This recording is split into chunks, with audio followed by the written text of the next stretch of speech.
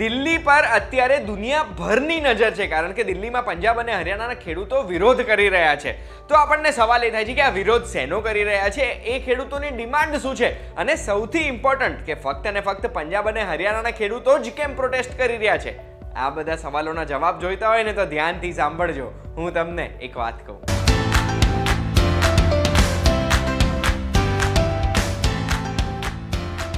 એક વાત કહું, આપનું સ્વાગત છે. મારું નામ છે ગુંજ ઠક્કર. હવે ચલો દિલ્હીના નારા સાથે પંજાબના ખેડૂતોએ 26મી નવેમ્બર 2020ના દિવસે દિલ્હી જવાનું ચાલુ કર્યું હતું, જેમને રોકવાનો પણ ખૂબ પ્રયાસ થયો હતો હરિયાણા બોર્ડર ઉપર. અને એ બધા જ દ્રશ્યો આપણે ઘણી બધી વખત તો ઓલરેડી જોઈને બેઠા છે. અને એની સાથે સાથે દિલ્હીમાં અત્યારે ફળ અને વેજીટેબલ્સ એટલે શાકભાજીના ભાવ પણ વધી રહ્યા છે, કારણ કે જે ટ્રાન્સપોર્ટ વાળાઓ દિલ્હી પહોંચતા હોય ને, દિલ્હી પહોંચવામાં એમને તકલીફ પડી રહી છે, કારણ કે લાખો ખેડૂતો પંજાબ અને હરિયાણાથી દિલ્હીને ચારેય બાજુથી ઘેરીને બેઠા છે. ઘણા બધા રોડ પર ચકાજામ કરીને બેઠા છે.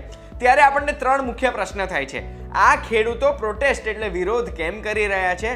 બીજો પ્રશ્ન છે, ફક્ત અને ફક્ત પંજાબ અને હરિયાણાના ખેડૂતો જ આપણને વધારે કેમ જોવા મળે છે? અને ત્રીજો પ્રશ્ન, આ ખેડૂતોની ડિમાન્ડ શું છે?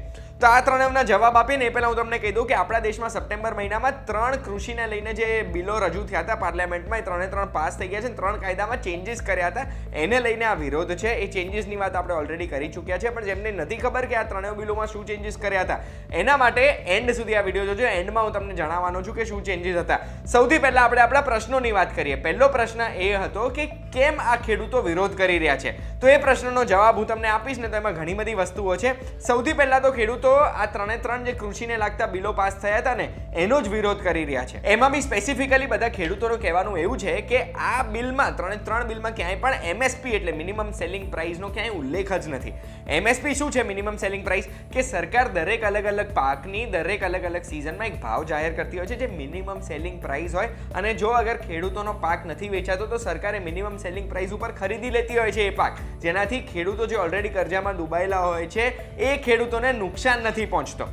બીજો વિરોધ જે એમણે કર્યો છે ને, એ શું કર્યો છે કે કોન્ટ્રાક્ટ ફાર્મિંગનો ઉલ્લેખ કર્યો છે એક બિલમાં. અને એ કોન્ટ્રાક્ટ ફાર્મિંગથી શું થશે? પહેલેથી કંપનીઓ ટાઈઅપ કરી દેશે ખેડૂતોની જોડે કે તમારા ખેતરમાં આટલો પાક નીકળ્યો, આટલા ભાવે આપણે ડન કર્યો. એમાં ખેડૂતોનું કહેવાનું શું છે કે બીજા કોઈ પણ રેગ્યુલેશન્સ નહીં હોય તો પ્રાઇવેટ કંપનીઓ ફાયદો ઉઠાવશે, મોનોપોલાઇઝ કરશે. એટલે એક પ્રોડક્ટ એક જ કંપની વેચે એટલે ભાવ એ કંટ્રોલ કરી શકે. અને મોનોપોલી કરશે ને, એના લીધે ખેડૂતો હેરાન થશે. ખેડૂતો હેરાન થવાનું બીજું કારણ એ પણ છે કે આપણા દેશમાં ખેડૂતોની હોલ્ડિંગ ઘટી રહી છે.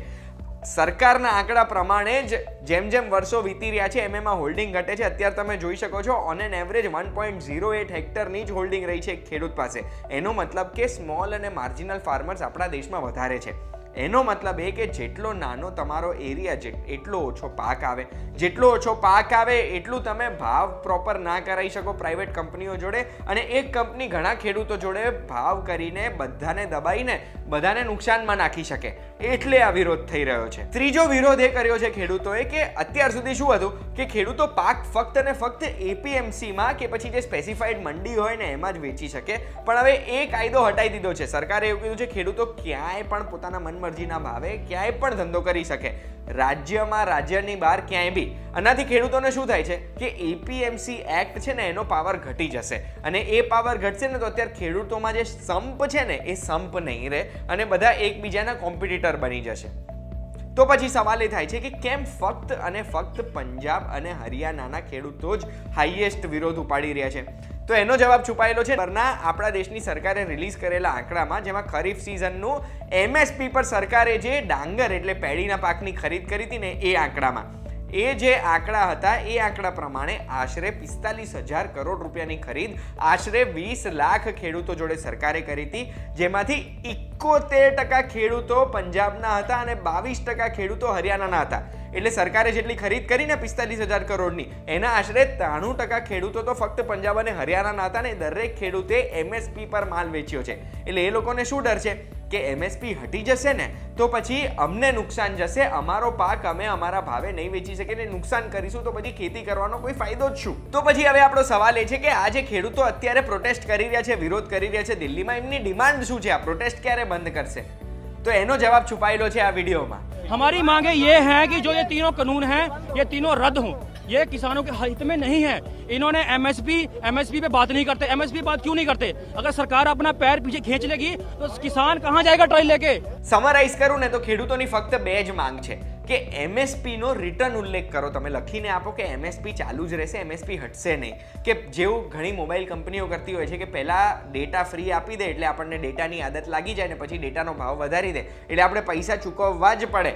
બસ એવી રીતે જ એવું કહે છે કે આ લોકો કે નવા જે બિલો પાસ થયા છે એના પછી નવા કાયદા પ્રમાણે એમએસપી અત્યારે તો રાખશે પણ ધીમે ધીમે હટાઈ દેશે તો અમે શું કરીશું. એટલે એમને લેખિતમાં એમએસપી જોઈએ છે. અને બીજું ઘણા બધા ખેડૂતો એવું જ કહે છે કે આ 3 સંશોધન જે કર્યા છે ને 3 કાયદામાં એ 3 પાછા હટાઈ દો.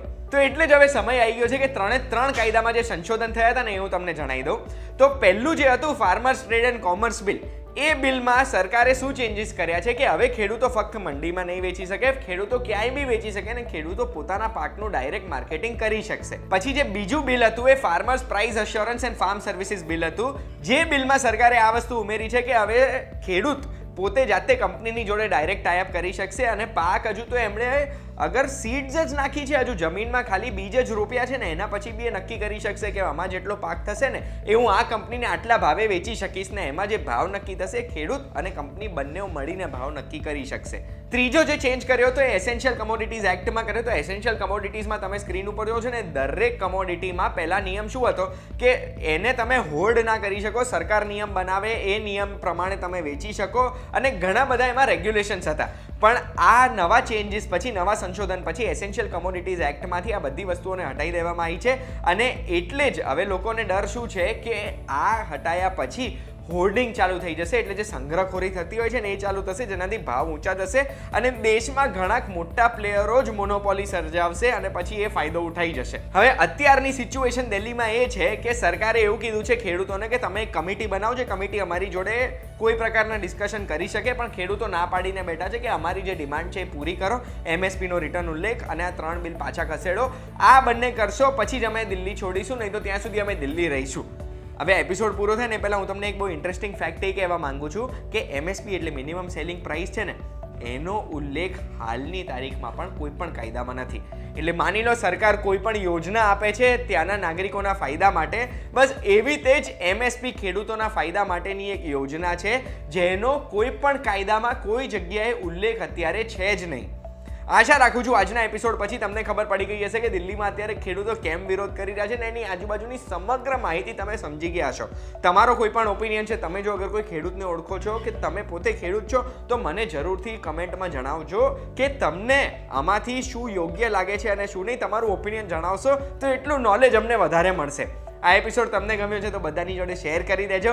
એક વાત કહું, જોતા રહેજો. અમને જે પ્રેમ તમે આપો છો એ ખૂબ ગમે છે, બસ એ પ્રેમ આપવાનું ચાલુ રાખજો અને VTV Gujarati.com નું એપ ડાઉનલોડ કરવાનું ના ભૂલશો.